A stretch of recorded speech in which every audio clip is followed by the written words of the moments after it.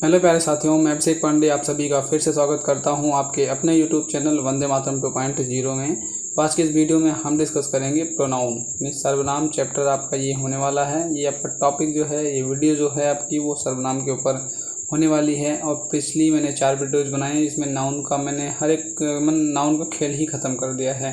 Noun का जितना भी टाइप होता है, कैसा नाउन आता है, नाउन का केस क्या होता है, सब्जेक्टिव ऑब्जेक्टिव सबका सब मैंने, नॉमिनेटिव जो केस वगैरह था सबका सब मैंने पढ़ा दिया है।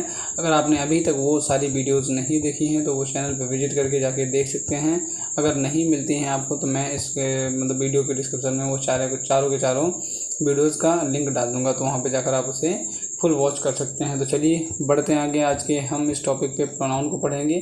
तो प्रोनाउन जैसा कि आपका पता है सर्वनाम, तो नाउन का ही एक अल्टीमेट वर्जन होता है, कह सकते हो ना, कि जो एक हर चीज़ का अल्टीमेट प्रो वर्जन आता है। जैसे पबजी फायर प्रो, जो फ्री फायर हो गया प्रो, गेमिंग आ गया प्रो। तो तरह तरह के जो वगैरह गेम्स होते हैं, मोबाइल्स होती हैं, ultra max pro, Samsung Galaxy pro, note, Redmi note pro. तो जो प्रो होता है वो क्या दिखाता है, अल्टीमेशन को दिखाता है, यानी उसका एक्सट्रीम लेवल, उसका एक लेवल ऊपर आ गया है। तो ऐसे प्रो नाउन, तो नाउन का प्रो वर्जन ही क्या कहलाता है, प्रो नाउन कहलाता है। तो नाउन का बस प्रो कर दो, नाउन को और अच्छे से बताने का जो ढंग होता है उसे हम प्रोनाउन कहते हैं बस। और सर्वनाम, तो नाम तो आ गया, सर्वनाम सबका नाम आ जाएगा। इसमें परिभाषा हम देखते हैं इसकी। सर्वनाम की परिभाषा आपको सभी को पता होगी, लेकिन जैसे वे मैं आपको समझाऊंगा वैसा आज तक किसी ने आपको समझाया नहीं होगा, तो आप बने रहिएगा वीडियो के लास्ट तक। तो यहाँ पे लिखा हुआ परिभाषा, संज्ञा के बदले बोले जाने वाले शब्द जो है प्रोनाउन कहलाता है। यहाँ पे मीनिंग आपको समझ में नहीं आई होगी। तो संज्ञा के बदले यानी मैंने लिख दिया संज्ञा के बदले, आपको समझ नहीं आया होगा संज्ञा के बदले क्या है। तो संज्ञा के बदले मतलब जैसे आपने कोई नाम ले लिया, मोहन, सोहन, किसी का नाम ले लिया, किसी भी चीज़ का नाम ले लिया, और उसी सेंटेंस में आप उस नाम को दोबारा दोहराना चाहते हो, तो अगर आपने उस नाम को दोबारा दोहरा दिया तो वो सेंटेंस आपका रॉन्ग माना जाता है। तो उसी जो नाउन को जो दोहराया गया है उसी को ना दोहराने के लिए हम किसका यूज करते हैं, तो प्रोनाउन। बस यहीं पे आ गया कि एक बार नाउन आया और उसको हमने फिर नाउन ना बता करके, उसका ओरिजिनल नाम ना बता करके हमने उसको अलग नाम दे दिया, उसी को हमने प्रोनाउन कह दिया। तो इसका जो मीनिंग है उसका मतलब यही हुआ कि संज्ञा के बदले बोले जाने वाले, नाउन के स्थान पर, नाउन के बदले यानी नाउन के स्थान पर नाउन के रिपीटेशन को रोकने के लिए जो भी वाक्य या शब्द बोला जाता है उसे क्या कहा जाता है, उसे हम प्रोनाउन कहते हैं। तो ये डेफिनेशन आपको समझ में आई होगी।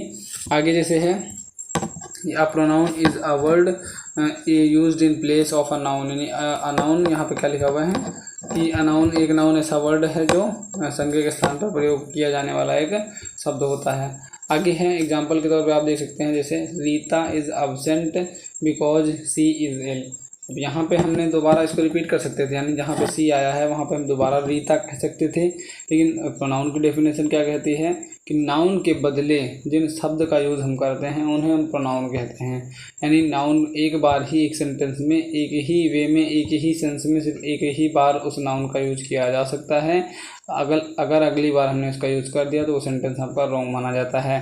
तो यहाँ पे वही हो गया, Rita is absent because she is ill, यानी यहाँ पे कह दिया जा सकता था Rita is absent because Rita is ill, लेकिन दोबारा वो सेंटेंस रॉन्ग हो जाता है, क्योंकि नाउन की रिपीटेशन को रोकने के लिए जब प्रोनाउन बनाया गया है तो हम नाउन को दोबारा रिपीट करके एक ही सेंटेंस में नहीं लिख सकते हैं। तो ये आपको आशा करता हूँ डेफिनेशन अच्छे से समझ में आई होगी। दूसरा जैसे Varun is my friend, he is a doctor, यानी वरुण जो है वो मेरा फ्रेंड है। एक तरीके से, एक तरफ से मेरा फ्रेंड है और दूसरी तरफ से क्या है, वो एक डॉक्टर का, उसका पेशा जो है, ऑक्यूपेशन जो है वो पेशे का, उसका पेशा जो है डॉक्टर का है। यहाँ पे वरुण के लिए जो प्रोनाउन यूज़ किया गया उसके वो क्या है, ही है, तो वहाँ पे ही हो गया, वहाँ पे सी हो गया। तो डेफिनेशन आपको समझ में आई होगी।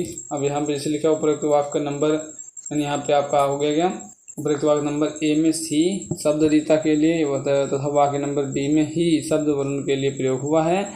अतः उपर्युक्त वाक्यों में बोल्ड शब्द सी तथा ही प्रोनाउन आपके हो जाएंगे। इसके बाद आप तो यहाँ पे अभी तक डेफिनेशन थी, आपको डेफिनेशन समझ में आई होगी।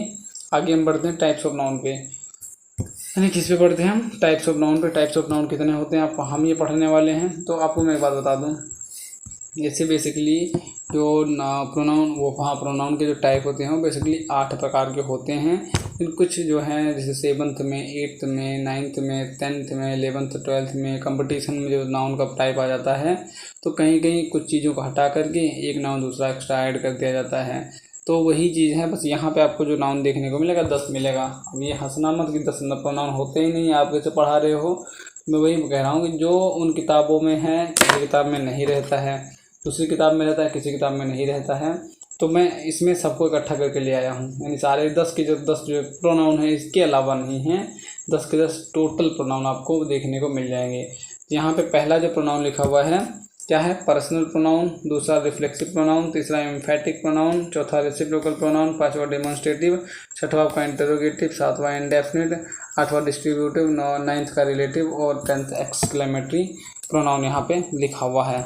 अब 10 के 10 मैं आपको ऐसी लैंग्वेज में समझाऊंगा, अच्छे इजी टू इजी लैंग्वेज में क्या है, कैसे एम्फेटिक क्या है, रिफ्लेक्सिव क्या है, तरह तरह के जो नाउन हैं उनको मैं आपको समझाने की कोशिश करूँगा। तो चलिए बढ़ते हैं। पहला जो ऑप्शन है, पहला जो प्रकार है पर्सनल प्रोनाउन। तो पर्सनल प्रोनाउन मतलब व्यक्तिवाचक सर्वनाम, यानी यहाँ पे पुरुषवाचक, वहाँ पे व्यक्तिवाचक संज्ञा में, यहाँ पे सिर्फ कह दिया जाएगा पुरुषवाचक सर्वनाम, ये आपका पर्सनल प्रोनाउन हो जाएगा। तो इसमें क्या हो जाएगा, इसका डेफिनेशन क्या कहता है कि इस सर्वनाम से पुरुष, स्त्री अथवा वस्तु क्या होती है, प्रकट की जाती है, प्रकट होती है। तो यहाँ पे कह रहा है आई नो हिम वेल, आई नो हिम वेल, यानी यहाँ पे देख सकते हो पर्सनल प्रोनाउन में पता है क्या आते हैं, तीनों पर्सन के प्रोनाउन आपके आ जाते हैं। आई, वी, यू, दे, ये सारे जो प्रोनाउन हैं ये सारे के सारे पर्सनल प्रोनाउन में आ जाते हैं। ऐसा समझ सकते हो जो फर्स्ट पर्सन का प्रोनाउन होता है, सेकंड पर्सन का प्रोनाउन होता है, थर्ड पर्सन का प्रोनाउन हम जहाँ से भी सीखते हैं, निकालते हैं, वो सब का सब क्या होता है, पर्सनल प्रोनाउन कहलाता है। ये आपको ध्यान में रखना है। जैसे he, she, it, they, we, us, you, your, our, ours, ये जो हो जाएगा सारा सारा आपका प्रोनाउन कहलाएगा, personal pronoun. I know him well, मैं उसे अच्छे तरीके से जानता हूँ, तो मैं कैसे पर्सन का प्रोनाउन है, तो फर्स्ट पर्सन का प्रोनाउन है। अब first person, second person, third person ये क्या होता है ये भी मैं आपको समझा देता हूँ।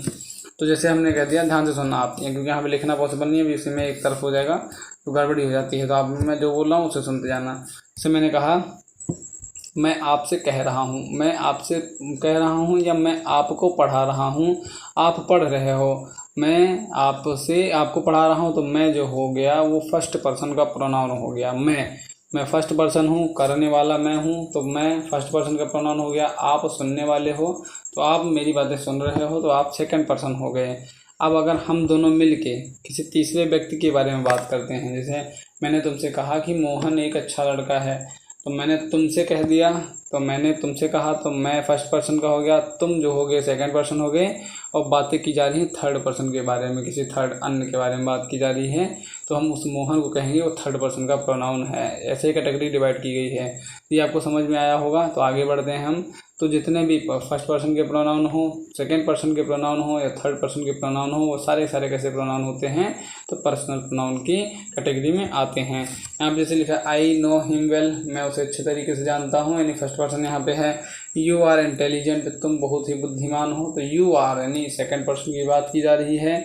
अगर तुम बैठे हो, तुम दूसरे को कहोगे यू कह के तो बुलाओगे, यानी तुम उसे सेकंड पर्सन की प्रायोरिटी दे रहे हो। उसके बाद सी हो जाएगा they will go to Kanpur, they will go to Kanpur, यानी हमने तुमसे कहा, मैंने तुमसे कहा कि they will go to Kanpur, यानी वे कानपुर जाएंगे, तो वे जो आएंगे वो थर्ड पर्सन में आ जाएंगे। They will go to Kanpur, तो वहाँ पे दे जो आ जाएगा वो थर्ड पर्सन का प्रोनाउन कहलाएगा। उसके बाद डी वाला दिया हुआ है कि सी पास्ड द एग्जामिनेशन, सी पास, वो पास हो गए एग्जामिनेशन को, तो कौन सा पास हो गया, मैंने तुमसे कहा कि मैंने तुमसे कहा वह पास हो गई, वह भी किस में आ रहा है, थर्ड पर्सन में आ रहा है, तो सी भी आपका कैसा प्रोनाउन है, तो थर्ड पर्सन का प्रोनाउन है और पर्सनल प्रोनाउन है। अभी आगे इसमें दिया रहेगा क्या कैसे बांटते हैं हम फर्स्ट पर्सन को, सेकंड पर्सन को, थर्ड पर्सन को। अगर आपको कोई भी तकलीफ होती है तो आप प्लीज़ इन जो मैं बता रहा हूँ, ये जो आपको कंटेंट लिखा हुआ मिल रहा है, इसे एक नोटबुक बना लीजिए, वहाँ पे लिख लीजिए, क्योंकि 10 के 10 प्रोनाउन एक साथ आपको कोई नहीं पढ़ाएगा, 8 पढ़ाएगा या कुछ छुड़वा देगा, तो 10 जो तो टोटल होते हैं मैं आपको सारा का सारा पढ़ा दे रहा हूँ। उसके बाद आगे यहाँ पे दिया हुआ है कि उपरोक्त वाक्यों में आई, यू, दे, सी, साइट का प्रयोग पर्सनल प्रोनाउन की तरह हुआ है। पर्सनल प्रोनाउंस 3 प्रकार के होते हैं, ये देखो आगे ना, पर्सनल प्रोनाउन कितने प्रकार के हो? 3 प्रकार के होते हैं। पहला हो जाएगा फर्स्ट पर्सन, उत्तम पुरुष जिसे हिंदी में कहते हैं, जो बात करने वाला होता है। जैसे मैं बात करने वाला हूँ, तो मैं जो बात करने वाला हूँ तो मैं फर्स्ट पर्सन का प्रोनाउन हूँ। उसके बाद सेकंड पर्सन का प्रोनाउन मध्यम पुरुष, जिससे बात की जाए, यानी जिससे आप बात कर रहे हो। आप भी अगर कुछ पूछोगे तो मुझसे ही पूछोगे, तो आप मुझसे बात कर रहे हो तो मैं आपके लिए सेकंड पर्सन का प्रोनाउन, आप मेरे लिए सेकंड पर्सन का प्रोनाउन हो गए। उसके बाद थर्ड पर्सन प्रोनाउन में क्या हो जाता है? मैं देखो यहाँ पर सेकंड पर्सन में जिससे बात की जाए यूँ, थर्ड पर्सन में अन्य पुरुष जिसके विषय में बात की जाए, जैसे he, she, it, they, it, ही, सी, हाँ, ही, सी, दे, इट, ये सारे के सारे क्या हो जाते हैं? थर्ड पर्सन के प्रोनाउन हो जाते हैं। आगे लिखा पर्सनल प्रोनाउंस के तीनों पर्सन्स सब्जेक्ट, ऑब्जेक्ट तथा पोसेसिव में निम्नलिखित तरीके से बांटे जा सकते हैं। और यहाँ पे कैसे लिखा हुआ है देख सकते हैं आप। यानी फर्स्ट पर्सन का प्रोनाउन कौन सा होता है? आई सिंगुलर होता है, वी प्लूरल होता है, मी ये ऑब्जेक्टिव केस होता है, ये सब्जेक्टिव केस होता है जो यहाँ पे लिखा हुआ है, ये ऑब्जेक्टिव केस होता है, ये पोसेसिव केस होता है। मी, अस और माई, माइन और आवर, आवर्स हो जाएगा, तो ये फर्स्ट पर्सन का प्रोनाउन हो जाएगा। जैसे आगे यहाँ पे लिखा हुआ है, सारे के सारे जो है ना मोस्ट इंपॉर्टेंट है, इसे मैं कह देता हूँ आई एम पी है ये, यानी एम पी इंपॉर्टेंट बहुत है, यहाँ पे लगा दे रहा हूँ मोस्ट। वैसे तो आपको पढ़ना है, ये तो हमेशा काम आता रहता है। वो आपका चाहे किसी भी लेवल का इंग्लिश हो, वो आपका 10th हो, 12th हो, कंपटीशन की हो, किसी भी एयरफोर्स की इंग्लिश हो गई, कुछ भी हो गया, तो वहाँ पे आपको देखने को मिलेगा, बहुत इंपॉर्टेंट है। उसका सेकंड आपको देगा रिफ्लेक्सिव प्रोनाउन।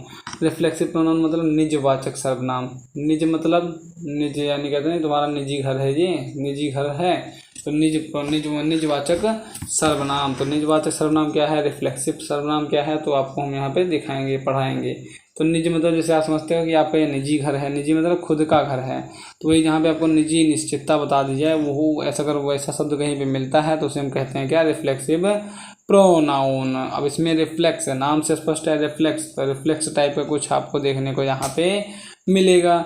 और एक बात बता दो, इसकी कोडवर्ड, तो इसके जो प्रोनाउन होंगे वो उसमें लास्ट में सेल्फ लगा होगा, ये ध्यान में रखना आप। तो अभी जो डेफिनेशन इसकी है उस प्रकार से पढ़ते हैं हम। वे सर्वनाम हैं जिनसे यह पता चले कि कार्य का प्रभाव केवल सब्जेक्ट पर पड़े, रिफ्लेक्सिव प्रोनाउन कहलाते हैं। तो इनकी डेफिनेशन एकदम अलग, मैंने क्या कहा था, अलग था एकदम। तो निजवाचक मतलब जो निजी चीज़ों को बताएं कि ये अपनी है, निश्चित है, इसको अगर कैटेगराइज करें तो वो जो प्रोनाउन आते हैं उसे रिफ्लेक्सिव प्रोनाउन कहते हैं। और रिफ्लेक्स मतलब सेल्फ लगा रहेगा, रिफ्लेक्स और सेल्फ, उनके लास्ट में सेल्फ देखने को मिलेगा। जहाँ पे कह दिया I hid myself, Harish cut himself, Harish ने खुद को काट लिया। पर्सनल प्रोनाउंस में सेल्फ या सेल्फ लगाकर रिफ्लेक्सिव प्रोनाउन बनाते हैं। उसके बाद थर्ड वाला है एम्फेटिक प्रोनाउन।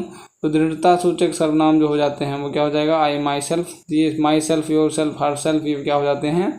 अब देखो एम्फेटिक में वो आ जाते हैं माई सेल्फ, जो मैंने खुद से किया है, निजवाचक एकदम से आ जाएगा आपका वहाँ पे। तो यहाँ पे थर्ड वाला भी खत्म हुआ आपका। चौथा आपका देखते हैं, चौथा आपका रेसिप्रोकल प्रोनाउन है। तो रेसिप्रोकल प्रोनाउन क्या कहते हैं कि जो प्रोनाउंस समान व्यवहार प्रकट करते हैं और दो प्रोनाउन से मिलकर कंपाउंड प्रोनाउंस के बारे में प्रयोग किए जाते हैं, रेसिप्रोकल प्रोनाउन कहे जाते हैं। जैसे यहाँ पे एग्जांपल के तौर पे आप देख सकते हैं, Ravi and Hari love each other, Sushil, Vineet and Salil love one another. और उसके बाद आगे डिमॉन्स्ट्रेटिव प्रोनाउन 5वें नंबर पे है। तो जो प्रोनाउंस किसी व्यक्ति अथवा वस्तु की ओर संकेत करते हैं तथा उनके स्थान पर प्रयोग होते हैं वो क्या कहलाते हैं? डिमॉन्स्ट्रेटिव प्रोनाउन कहलाते हैं। This, that, these, those. अब दिस, दैट, दो और दीज, दो, ये हो गया आपका। उसका बाद इंटरोगेटिव प्रोनाउन कौन सा है? तो प्रश्नवाचक सर्वनाम जो है, जो प्रोनाउन प्रश्न पूछने का कार्य करते हैं उन्हें हम इंटरोगेटिव प्रोनाउन कहलाते थे। जैसे who are you, whom you want to see, whose pen is this, what is your father। अगर यहाँ पे व्हाट आ रहा है, सबसे पहले WH फैमिली का वर्ड आ रहा है और लास्ट में अगर क्वेश्चन मार्क लगा हुआ है तो वो कैसा प्रोनाउन माना जाएगा? इंटरोगेटिव प्रोनाउन माना जाएगा। लेकिन यहीं पे क्या हो जाएगा? इंडेफिनिट प्रोनाउन आ गया। जैसे अब यहाँ पे कह रहा है ऑल, जो प्रोनाउन किसी व्यक्ति अथवा वस्तु की निश्चित संख्या परिमाण का भाव प्रकट नहीं करता वे कौन से प्रोनाउन कहलाते हैं? इंडेफिनिट प्रोनाउन कहलाते हैं। जैसे all are honest, one should do one's duty, none of them was present, nobody could solve the problem. तो ये आपका इंडेफिनिट प्रोनाउन हो गया। तो 8वां है डिस्ट्रीब्यूटिव प्रोनाउन। जो डिस्ट्रीब्यूटिव प्रोनाउन क्या होता है? विभाग सूचक सर्वनाम, जो डिस्ट्रीब्यूट करने का काम करता है। यह वह प्रोनाउन है जो कुछ वस्तुओं अथवा व्यक्तियों में से प्रत्येक के लिए प्रयोग किया जाता है, बांटने का काम किया जाता है, मतलब एकदम बराबर रहता है। उसके बाद आगे बढ़ते हैं, आगे हम देख लेते हैं रिलेटिव प्रोनाउन। यहाँ पे क्या लिखा है? जैसे इसका एग्जांपल है each of, none of, either of, either of these, यानी ये सबका सबका कैसे प्रोनाउन हो जाएंगे, तो इंडेफिनिट शायद ना इंडेफिनिट डिस्ट्रीब्यूटिव प्रोनाउन हो जाएंगे। उसके बाद यहाँ पर रिलेटिव प्रोनाउन है, कौन सा है रिलेटिव प्रोनाउन, तो वह प्रोनाउन है जिसका प्रयोग किसी संज्ञा के संबंध प्रकट करने के लिए होता है। जैसे this is the man home I gave my book, तो अगर डब्ल्यूएच फैमिली का वर्ड है, बीच में आए, पहले आए, लास्ट में क्वेश्चन मार्क नहीं लगा हुआ है, तो उसे हम मानेंगे रिलेटिव प्रोनाउन का वो सेंटेंस लिखा है। उसका 10th नंबर का यहाँ पे लिखा है कि एक्सक्लेमेटरी सेंटेंस, विस्मय सूचक सर्वनाम, तो यह वह प्रोनाउन है जिससे विस्मय या आश्चर्य प्रकट होता है, तो इसे हम एक्सक्लेमेटरी सेंटेंस कह देते हैं। जैसे एग्जांपल के तौर पे what he is a thief, what fall you did, how could you are, what a beautiful scene, this is, ये सारे सारे आपका क्या हो जाएंगे, 10 के 10 प्रोनाउन आपने पढ़ लिए हैं। अब मैं क्या करता हूँ, अब अगर आपने पढ़े हैं ये अच्छे से तो आपको याद गया होगा। तो मिलता हूँ किसी नेक्स्ट वीडियो में, अगले नेक्स्ट वीडियो में किसी नए कंटेंट के साथ। सो जय हिंद एंड जय भारत।